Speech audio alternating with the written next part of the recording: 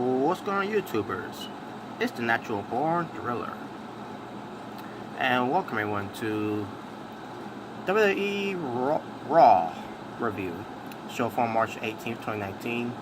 They're in Chicago, Illinois. You have your commentators Michael Cole, Corey Graves, and Renee Young. So the show opened up with Brock Lesnar, the WWE Universal Champion, along with his advocate Paul Heyman. Crowds booed. They're booing the guy who's not there every week, and blah blah blah. Renee Young on commentary said, "It's about time Brock Lesnar showed up on Raw. He only shows up on Raw when he's advertised to be showing up on Monday Night Raw." This whole thing is so fucking stupid and annoying. They're going with the whole thing where Brock Lesnar's not there every week again for their WrestleMania build, this time with Seth Rollins. This time they're not having Seth Rollins saying that he's not there every week and everything, and he's not saying where's Brock Lesnar. They're having the commentators doing that whole thing for Seth Rollins. And this is supposed to be their built for WrestleMania. Same thing, like I said, with Roman Reigns last year.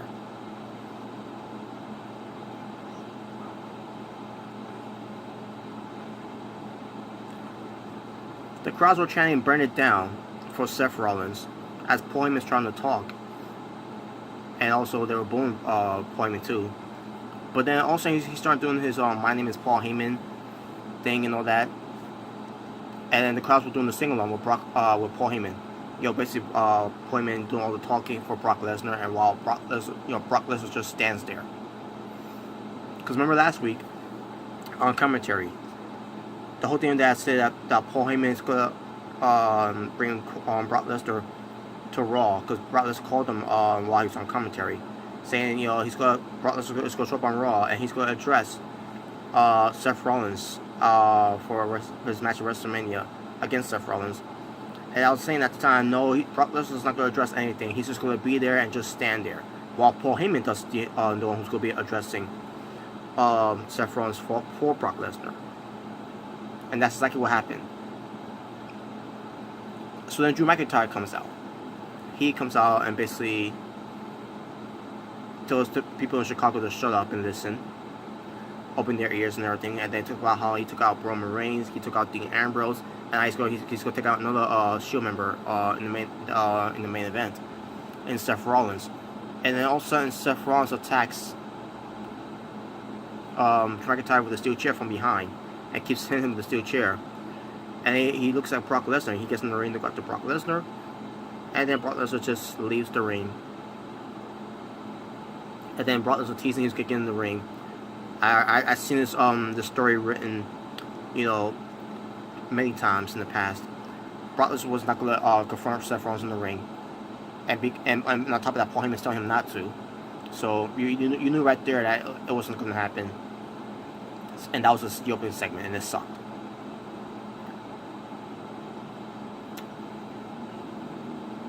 Finn Balor comes out because he's going to have his tag team match against Bobby Lashley and Leo Rush, with Finn Balor picking his partner of his choosing. So Finn Balor comes out and all that. He's in the ring, and we go to commercial break. That's one. And you'll know about what I mean by that, folks. We come back from commercial break. Finn Balor addresses the Chicago crowds basically saying happy late St. Patrick's Day, luck of the Irish and all that. And he's planning on getting that Intercontinental Championship belt back. Bobby Lashley and Leo Rush comes out to interrupt. Leo Rush does the talking for Bobby Lashley. Basically, Leo Rush said to Finn Balor that he looks like a leprechaun who's upset that he lost his pile of gold by Bobby Lashley. And I'm assuming that was supposed to be funny.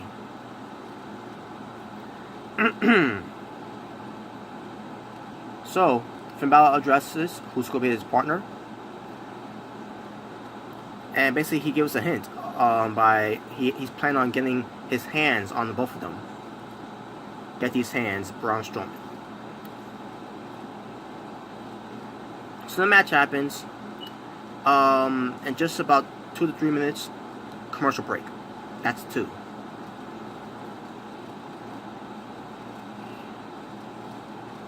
So basically, Finn Balor and Braun Strowman won this tag team match. I got nothing to say about this tag team match. I didn't enjoy this tag team match at all. I thought it was alright, but does that mean I enjoyed the match? No. It just means it was passable.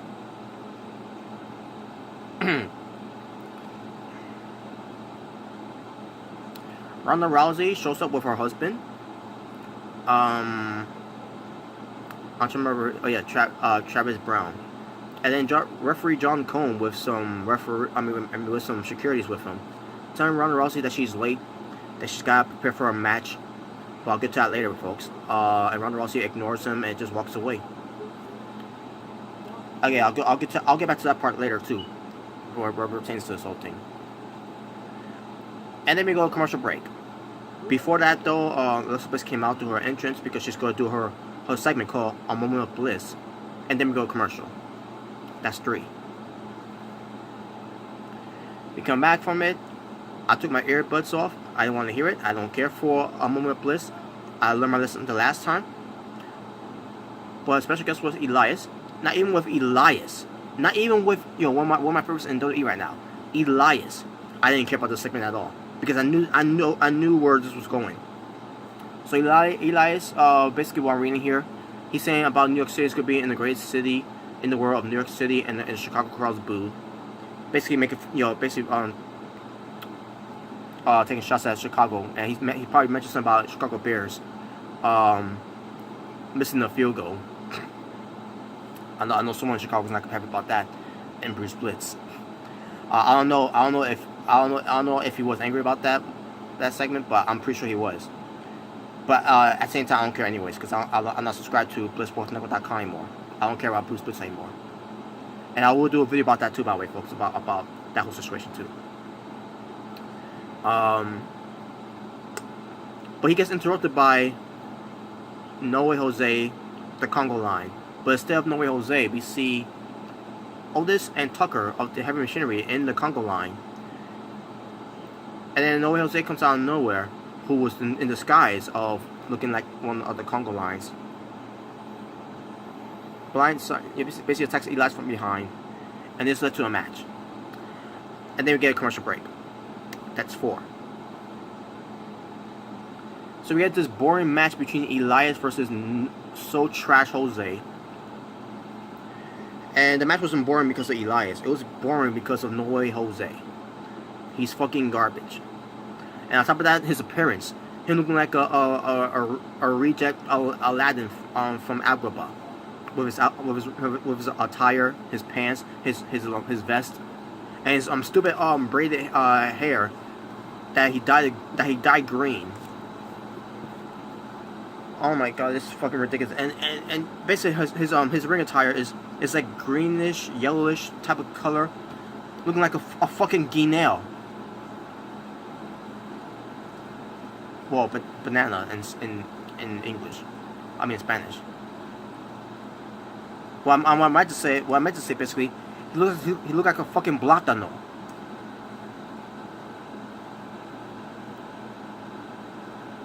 Elias wins.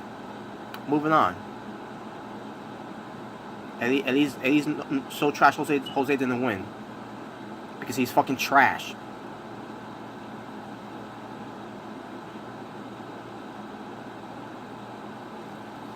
Kringle comes out.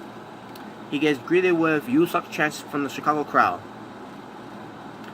He's about to go make his announcement for his WrestleMania match of who's going to be his final opponent in his final match for his farewell tour at WrestleMania. But before that, we go to commercial break. That's 5. So Kringle comes out. I mean, Kringle is on in the ring waiting on until we come back from commercial. So we come back from commercial.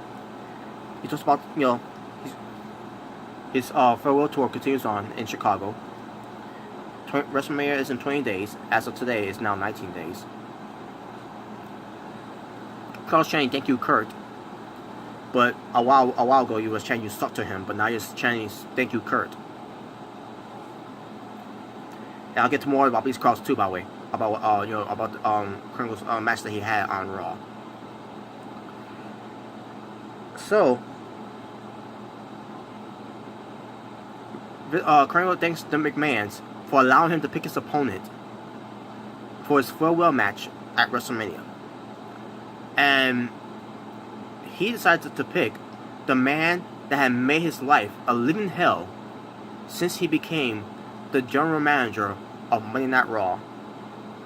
You know, at the time when Kurt Angle in storyline was gone from his position of being general manager of Raw, and there's one person who's the constable of Raw ends up being the one to be in charge of Monday Night Raw, to be the acting general manager of Raw. And Baron Corbin.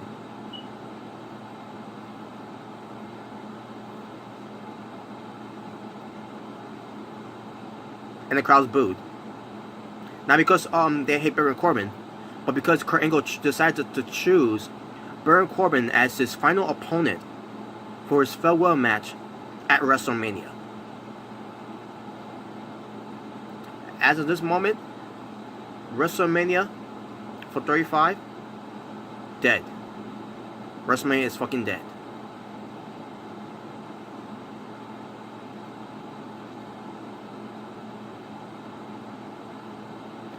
That man, Baron Corbin, is going to be the guy for Kurt Angle to have before he retires.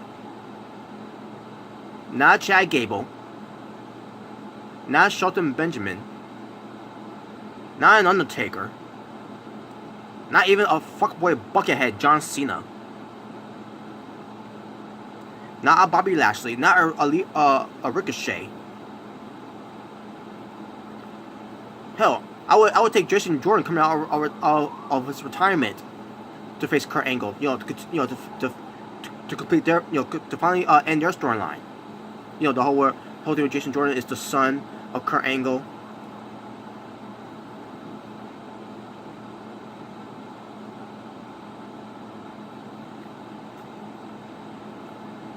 Of all fucking people, Baron fucking Corbin? He's garbage. He's trash. He sucks. He's fucking boring. Why the fuck would he have Kurt Angle choose Baron Corbin as his final opponent at WrestleMania? What a spit in the face to one of the greatest wrestlers of all time in Kurt Angle. An Olympic gold medalist. A fucking legend. A fucking Hall of Famer. And of all people for Kurt Angle to have his opponent to wrestle at WrestleMania in his final match is Baron fucking Corbin. At least give Kurt Angle the respect for him to just have him choose his opponent. This was not Kurt Angle's choice. This was WWE's choice. The WWE had Batista have his choice to face Triple H in his final match at WrestleMania. The least you can do is have Kurt Angle to do the same thing. At this point on, this WrestleMania card has fucking died. Hell, I'll be surprised that Triple H versus Batista ends up being better than Kurt Angle versus Baron Corbin. And on top of that, we've seen this match already. We've seen this twice already. Kurt Angle won the first match. Baron Corbin won the second match, which it was fucking pitiful that happened anyways. And now the rubber match, which is going to be Kurt Angle's final match against Baron Corbin, he better fucking win. Because I don't want to see Baron Corbin winning this fucking match. What a fucking disrespect.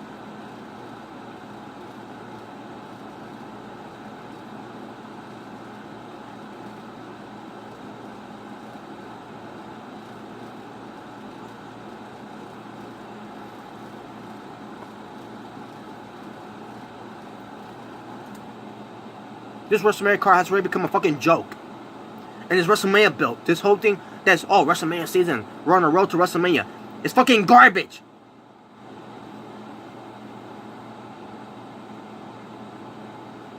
This is one of the worst WrestleMania builds since 2015 and since last year. This doesn't feel like it's WrestleMania season. This was like a normal pay-per-view that we're getting on ourselves into, like Elimination Chamber and Fastlane.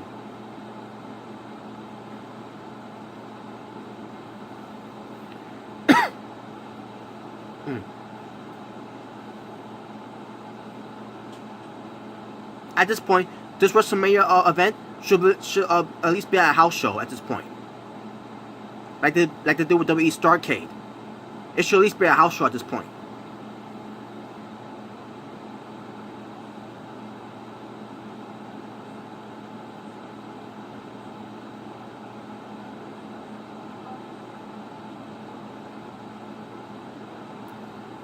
So we get Kurt Angle versus Chad Gable, a match that they wasted on Raw instead of having it at WrestleMania. So Chad Gable comes out. He comes out with his American Alpha theme, and he comes out with his American Alpha gear, with the towel, the sweat jacket, his singlet. It was the old Chad Gable from NXT. I enjoyed this. And I enjoyed the match. The match itself was pretty good. Pretty good match. You know, they have some chain wrestling. It was next scene a mirror image of Kurt Angle and Chad Gable. You know, basically a young Chad Gable looked like a young Kurt Angle. You know, making his moves. Every move that Kurt Angle once done, Chad Gable was doing the exact same thing. This match was incredible. And then we go commercial break. That's 6. And during the match, after we come back from commercial break, the crowds were off randomly chanting CM Punk.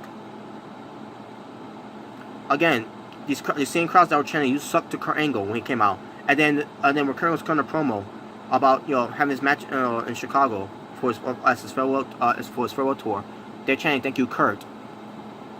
And then we get to Kurt Angle having his match against Chad Gable, and during their back and forth action in this match, incredible match, my favorite match, best match of the night, in my opinion. And these crowds are chanting CM Punk.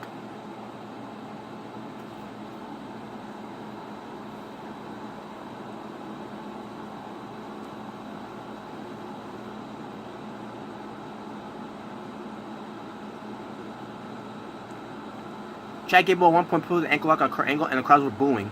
I'm like, yeah, booing because of that. It's not that that Chad Gable was disrespecting Kurt Angle. That's not disrespect. Chad Gable is like a young Kurt Angle, and you're booing him because he's doing the fucking ankle lock. And yes, I get it. It's Kurt Angle's finishing move too, but it's not like Kurt Angle lost to it. Kurt Angle still won the match.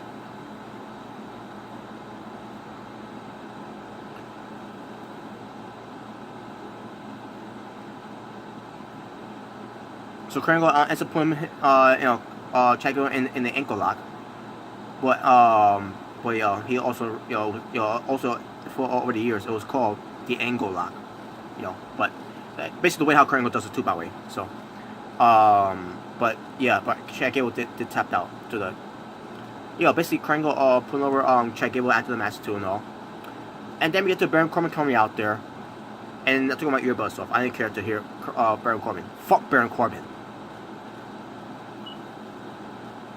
Fucking garbage.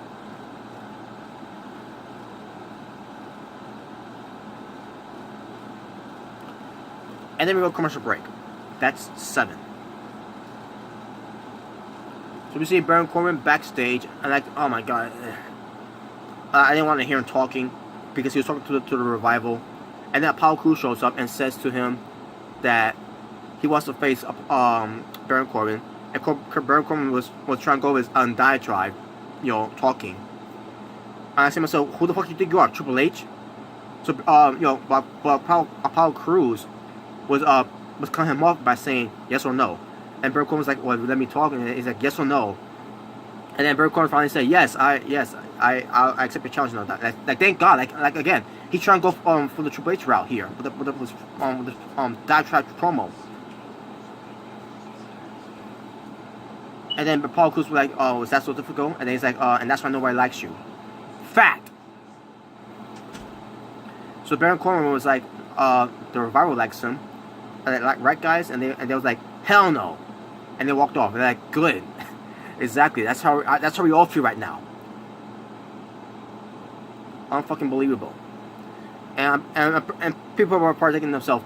Oh, the Revival turned face. No, they did this because they need a heel to be funny in this segment, and that was their way to put the Revival in there. And on top of that, because of what happened back November or December, it was around December. The whole thing with Seth Rollins talking about Baron Corbin of his position being Raw General Manager. The whole thing with the Reigns dropping down and all that. Raw's being sucking because of him and all that. And the whole thing with the Revival losing to Lucha House Party. Basically, Seth Rollins putting over the Revival, how a great tag team they are, which they are. And Baron Corbin is basically treated like trash by having to be in this Lucha House Party rules type of match thing. Stupid at the time, yeah. It was stupid the way it was done. But yeah, that's why the Revival was in that segment too. So if anyone thought it was a face turn, no, it wasn't a face turn. So we get the women's tag team champions, Sasha Banks and Bayley, the Boston Hug connection. They've been interviewed by Charlie Caruso about the whole thing with the Iconics, saying that they've been ducking them because they haven't been on SmackDown. And Sasha Banks was getting angry, but then Bayley calms him down, and she does the talking for her. And she's looking forward to have a WrestleMania match, for the women's tag team championships, the women's tag team championships. Excuse me. And then looking forward to facing someone, like and then Natalya and Beth Phoenix comes out. Beth Phoenix cuts a promo. How they respect the championships. That Banks and Bayley are pairing themselves with. The women's tag team championship. Talking about how. Well, Beth Phoenix talking about how Nia Jax and Tamina how the jealousy and pittiness, and they talk about how they're walking up the dragon in Beth Phoenix. And talk about how she had a lot of accomplishments in WWE of her career. And basically, she says she wants to come out of retirement to grab the women's tag team championship at WrestleMania with Natalya. And then Bayley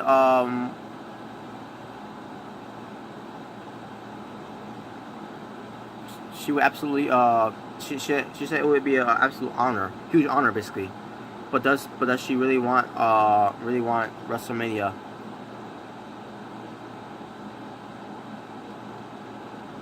And said that doesn't she want more time to prepare and everything.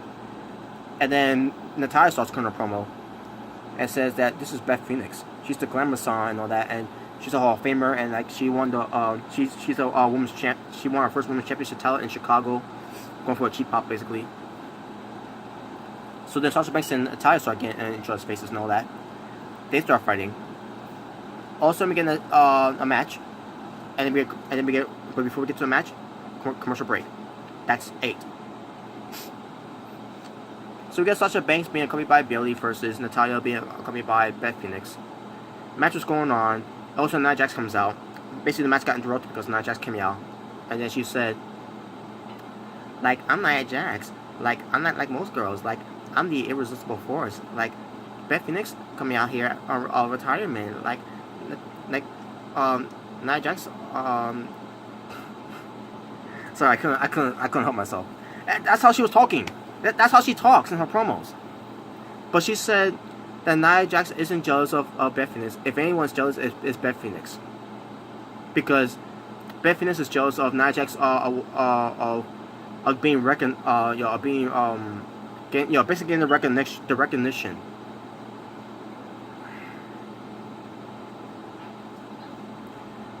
And all of a sudden we get Tamina coming out of nowhere disguised as a fan, beating up on Beth Phoenix and Bayley and Sasha Banks, causing a DQ for Sasha Banks winning. This was trash. Moving on. We got Mojo Rawley talking back to himself backstage again to a mirror.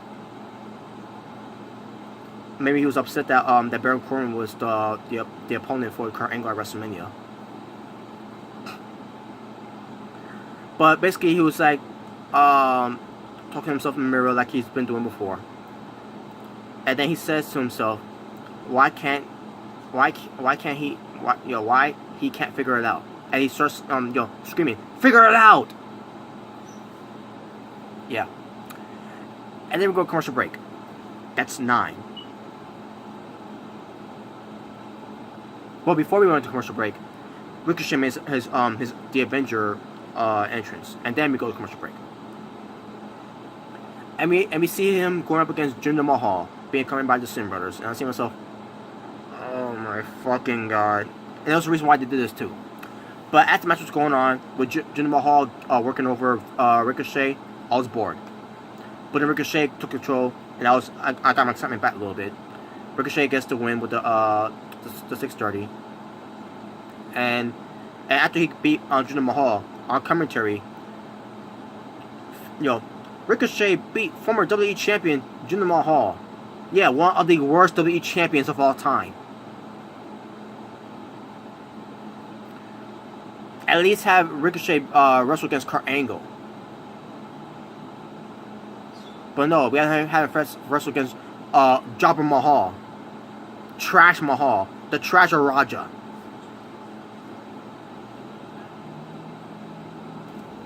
WWE is going to honor Sue Anchison. I don't know how to pronounce her last name, folks. I apologize, but she's been working behind the scenes for WWE for a long time, and she's going to be getting the Warrior Award at the WWE Hall of Fame. So, congratulations to Sue. Not much to say about that. Ronda Rousey comes out. She's going to have her WWE Raw Women's Championship title against Dana Brooke. And we go to commercial break. That's 10. So yeah, Ronda Rousey was in the 3rd hour of the show.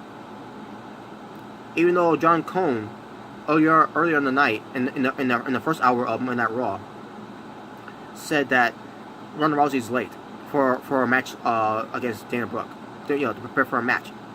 Even though she had plenty of time to have a match against Dana Brooke, and they act like that it was going to happen in the 1st hour at the time.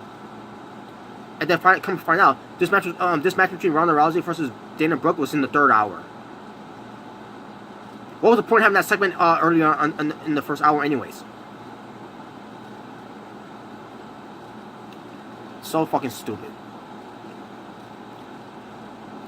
And then we come back from commercial break. We see Seth Rollins cutting a promo, and this was his promo. I'm Seth Rollins. I'm CrossFix Jesus. I'm the architect. And I'm the King Slayer, soon to be the Beast Slayer. And I love to burn it down. And I'm Seth Rollins, who's going to be dedicating my match against Drew McIntyre to my fallen brothers, Roman Reigns and Dean Ambrose of the Shield. And then after that, I'm going after Brock Lesnar. And I'm going to burn down Suplex City to the ground. Because I'm Seth Rollins, CrossFit Jesus, the Architect, the King Slayer, soon to be the Beast Slayer at WrestleMania. That's his promo.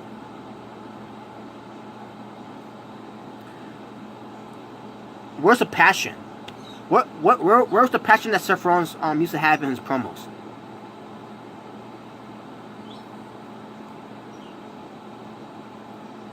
This was garbage.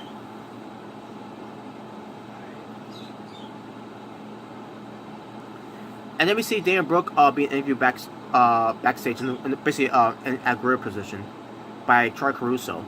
Troy Caruso is basically questioning Dana Brooke for taking this match and all that.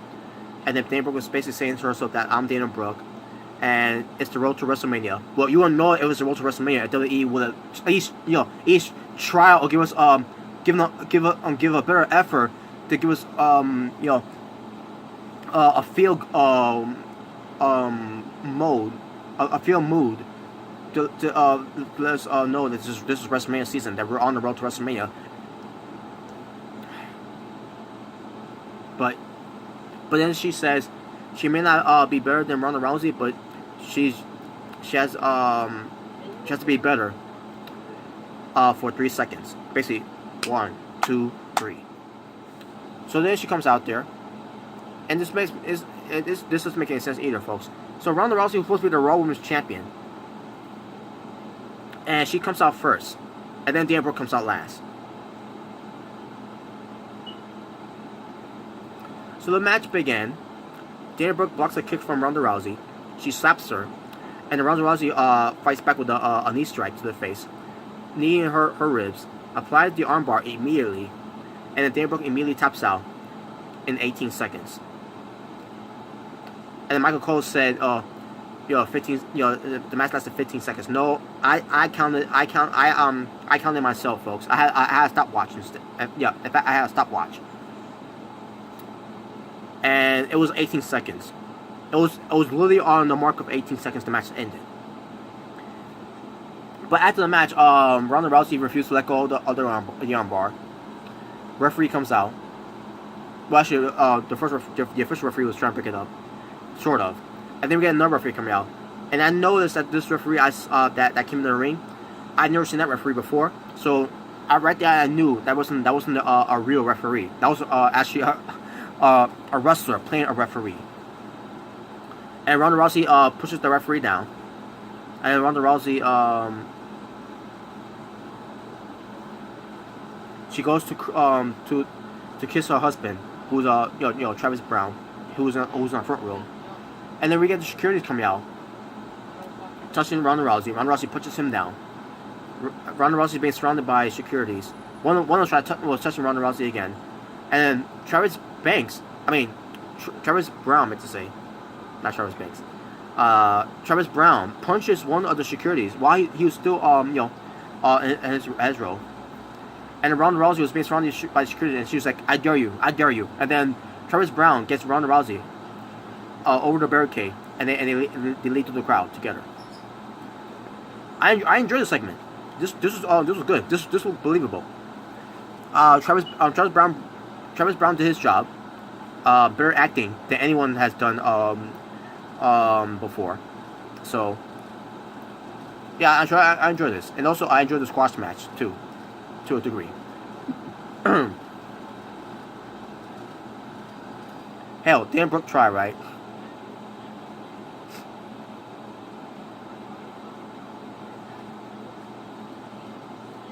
So yeah, so Ronda Rousey and Travis Brown, they left, and then go commercial break. That's 10.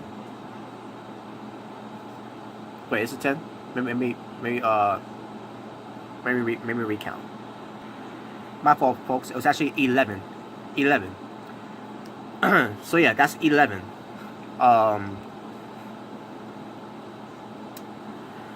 So then we get to Baron Corbin versus Apollo Crews. Match was short. Match was not that good, in my opinion. Not because of Apollo Crews. Apollo Crews did his job. Baron Corbin, I just don't care anymore about Baron Corbin.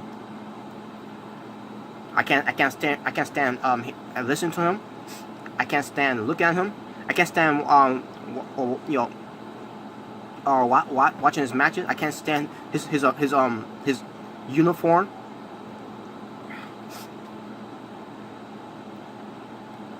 Apollo Crews wins. Yeah, Krangle, who chooses Baron Corbin as his opponent for WrestleMania, and he fucking loses to Apollo Crews. Nothing against Apollo Crews. Rightfully so. Apollo Crews deserves to win. Obviously, Apollo Crews is fucking good.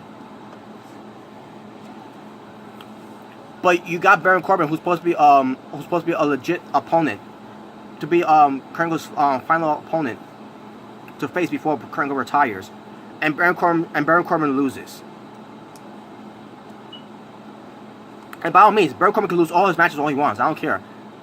But this better not be a sign that Baron Corbin is going to is going to overcome these losses to beat Kurt Angle in Kurt Angle's last match. Because if Baron Corbin beats Kurt Angle at WrestleMania, expect some backlash, WWE. Not only for Baron Corbin, but for you as well, WWE. Because you're the one that decided to have Baron Corbin to be the one to face Kurt Angle at WrestleMania for Kurt Angle's last match.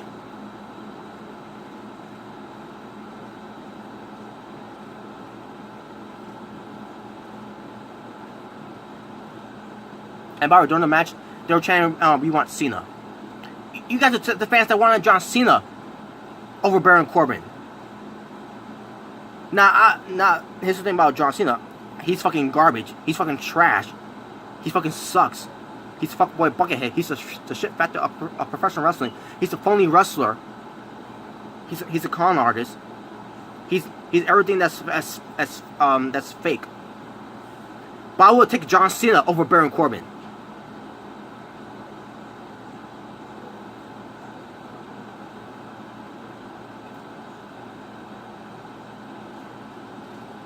And then Kurt Angle met Apollo Crews on stage, and basically say ha ha ha ha to Baron Corbin.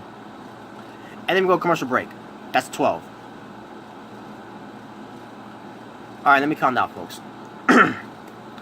So then we get live from via satellite in Tampa, Florida. Tampa Bay, Florida, basically. Batista. He's been interviewed by Michael Cole. Michael Cole thanks Batista for joining them. Michael Cole wants to know why he's so angry with Triple H. And Batista said he just doesn't like the guy. Okay. He said since he left, all he wanted to do was to come back and have one last match with Triple H. And Michael Cole said, where does this go back to? To Evolution? So then Batista said, he said it goes further than that. Batista said that he keeps hearing that Triple H owes his career to Triple H. How before Evolution, Triple H groomed him to be the muscle. Triple H mused people to protect and to make him look good. Fact. That's Triple H. That's Triple H to a critique, folks. He uses people to protect himself and to make himself look good. Kind of like a fuckboy buckethead too, by the way. John Cena. And then he says, DX and Evolution are the same thing. Triple H mused him like he was a big meathead. And also holding him back and underestimating him. Yeah, that's true. And Michael Cole mentions how Batista quit in 2010. So we're going with him quitting in 2010. What about the one he for 2014? Those don't mention that one, but they mentioned him quitting in 2010. When he first quit WWE. And and Michael Cole was like, well, why you walk out during that time? And then Batista said he blames Triple H for quitting back in 2010. So it wasn't John Cena. It wasn't because WWE was moving to a direction of PG. Is why Batista quit. No, it's because of Triple H. Huh? What? Oh my! That right here made no sense here. And then Batista said he's sick and tired of people saying that he quit. Yeah, I'm getting sick and tired about that too. By the way, I'm sorry. I'm tired of hearing Triple H saying that he quit. I'm tired of the WWE keeps saying that he quit. Enough is enough with that bullshit. Yeah, he quit. You wonder why he quit? Because he wanted to do better things. He wanted to do bigger and better things because they chose John Cena over Batista. That's why he quit.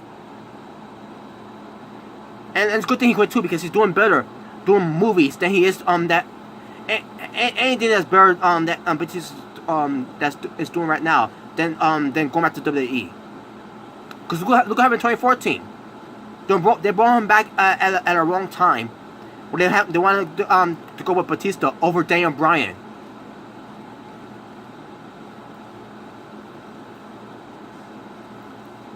Wasn't Batista's fault that he was in that position. It was WWE's fault, and the WWE lashed on Batista because of that. The WWE fans went at Batista because of that. They didn't go to WWE. Well, they went out to a degree at the WWE, but at the same time, they also attacked Batista, who's the victim in all this. Wasn't Batista's fault that he was in that position. It was WWE's fault. The whole boo Batista and blue Batista happened. That the fans were crapping on Batista because of a position that WWE put him in. But they should have given to Daniel Bryan.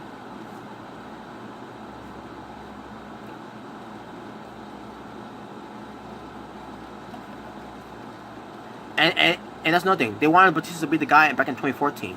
Why couldn't he be the guy back in 2010 instead of going with fuckboy Buckethead? You could have went with Batista in 2010. But yeah, you said to wait 4 years later at the time, in 2014, to not go with Batista. And then when they couldn't go with Batista because they wanted, the fans wanted the Daniel Bryan, and on top of it, with CM Punk leaving, they had no choice. They had no choice but to go with Daniel Bryan. They had no choice but to give the fans what they want. That was their excuse of why they did what they did for 2015 when they went with Roman Reigns. They was basically saying 2014, fine, we'll give you Daniel Bryan. And then Daniel Bryan got hurt, unfortunately. And then what? And then he had to let go of the belt. And then 2015, it was gonna be him getting his title back and everything if he would won the Rumble. But WWE was like, you know what? Fuck you, this is WWE. Fuck you, fans. We get you what you want last time. Now we're giving you what we want. No, you're supposed to give the fans what they want. It's about what the customers want. The key is the customer is always right.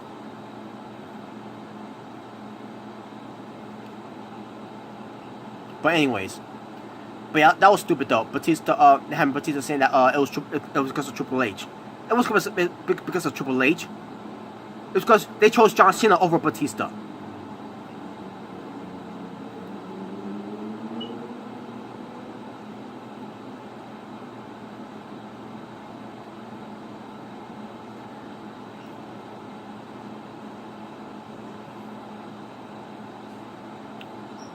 So Batista was saying,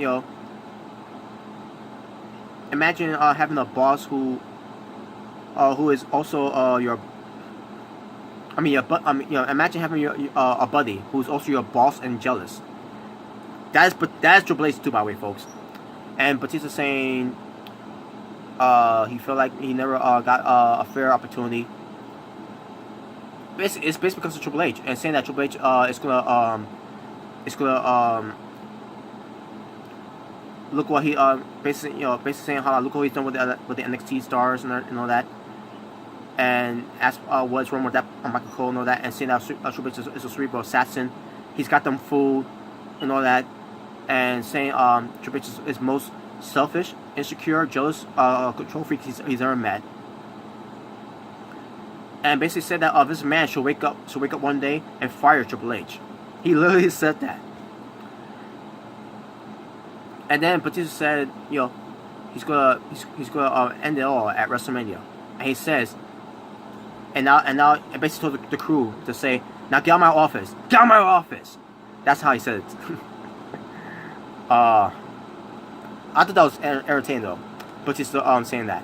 And I thought the interview was good. Except for the fact that that Triple H was the reason why he quit in the in 2010. Unbelievable.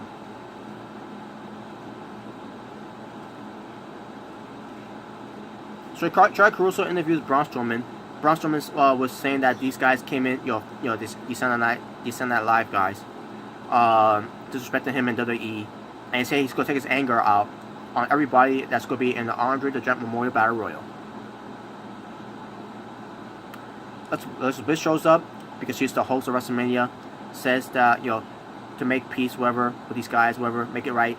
And Braun Strowman was like, fine, I'll try to make it right, but if it doesn't work out, you know, we'll see what happens though.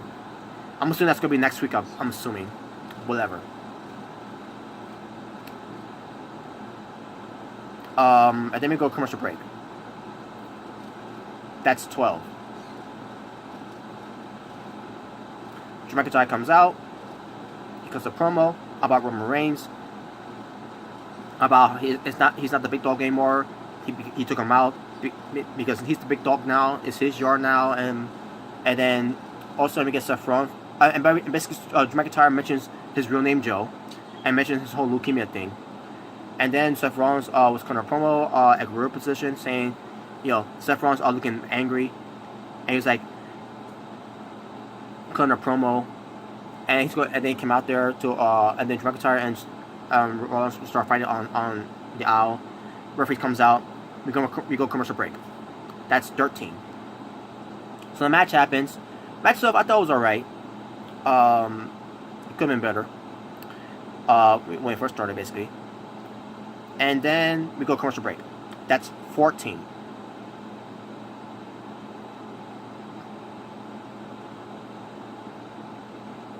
Oh, I think I miscounted.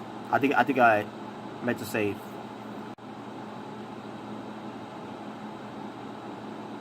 I think I miscounted. Let me double check. My fault, folks. I did miscount it. 15. That's 15. So after we come back from our 15th commercial for Monday Night Raw, the match ends up picking up to being pretty good. And then as the closing match we're getting ready to have, with Seth Rollins going for the curb stomp, you know, signaling it basically. All of a sudden, and I call this to a boutique, folks. I don't remember if I said it last week where I did this the Raw review. I don't think I mentioned it at all. But basically for, you know, they've been advertising Drew McIntyre versus Seth Rollins for weeks. I mean, for a week basically. After the whole thing happened with Roman Reigns and with Dean Ambrose, they've been advertising this match between Drew McIntyre and Seth Rollins to be wrestling on Raw in Chicago. You know, promoting it basically. And I was like to myself, okay, so they're gonna have Drew McIntyre win because Brock Lesnar's gonna come out, and that's gonna be Seth Rollins be distracted. I called to a boutique, and sure enough, Brock Lesnar comes out with the Universal Championship. Paul Heyman's with him. McIntyre takes the advantage of Seth Rollins being distracted with a Claymore kick, and Drew McIntyre wins. I called it. I knew that's how Seth Rollins was going to lose to Drew McIntyre, because they're going to build Drew McIntyre for him to wrestle Roman Reigns at WrestleMania. Now it hasn't been announced yet, because, you know, and that's another thing too. Roman Reigns was not supposed to be advertised on the show, because, you know, they want to sell the injury that he had from last week. But eventually Roman Reigns is going to come back, and he's going to be the one to challenge Drew McIntyre at WrestleMania, and you can believe that. And basically, Brock Lesnar and Paul Heyman smiling on stage. Seth Rollins looks furious, and the show ends. This Raw was boring as fuck, except for Kurt Angle versus Chad Gable, except for the whole thing with Ronda Rousey, except for the whole thing with Batista. The rest of the show, and I kind of liked McIntyre and Seth Rollins for a little bit. Ricochet, I'm sorry, I will give Ricochet this a pass here, or I will give him a pass. I can't give I can't give Jinder Mahal a pass. I'll give Elias a pass too, but I can't give No Way Jose a pass. So Apollo Crews, I'll give him a pass too. Baron Corbin, I'm not giving him a pass. I'm especially not giving him a pass. And on top of that, with the announcement of him being the guy to face Kurt Angle for Kurt Angle's last match at WrestleMania. this match, that's happening between Angle and Corbin,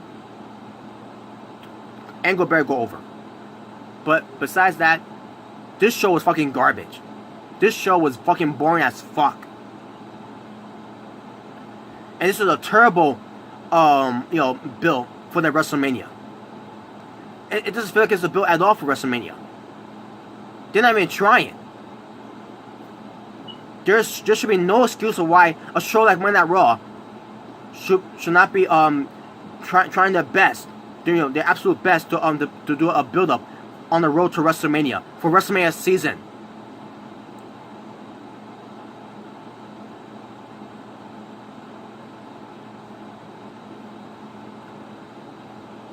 And on top of that, 15 commercial breaks to kill fucking time for for a 3-hour show. 3-hour show, and you get a 15 commercial break. I meant to say, you get 15 commercial breaks. I was bored the fuck out of this show, and I was dozing off a little bit between Kurt Angle and Chad Gable. I had to rewatch the match again just to see have a second opinion, and it ended up being a good match. The best match on the show was Kurt Angle and Chad Gable on Raw. If there's anything you want to look back on Monday Night Raw, it's that match, Kurt Angle and Chad Gable. Other than that, the rest of the show was a miss. What a poor build-up for WrestleMania on Monday Night Raw it was. There should be no excuse at all. No fucking excuse whatsoever.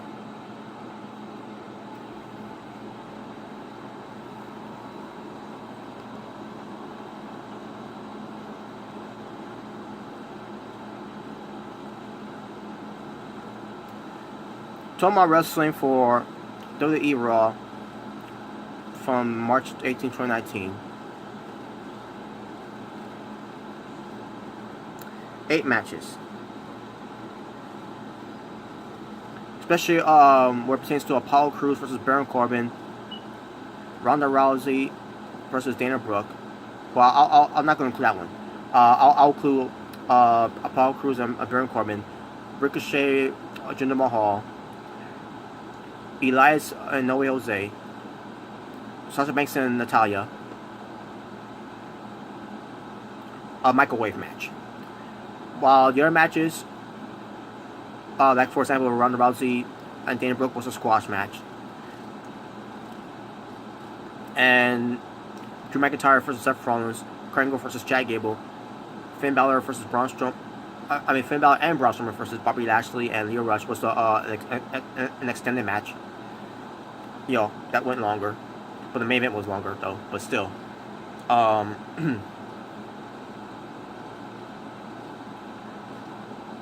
this show was terrible, folks. So my overall rating for the show, 3 out of 10. So that being said, thank you for watching. I'm done. Boring Night Raw is what we got. And on top of that, Raw is CommercialMania. Hashtag Raw is CommercialMania. This show was fucking terrible. Hopefully SmackDown will be better. With that being said, thank you all for watching. It's Natural Born Thriller saying peace on the streets. Fuck Baron Corbin.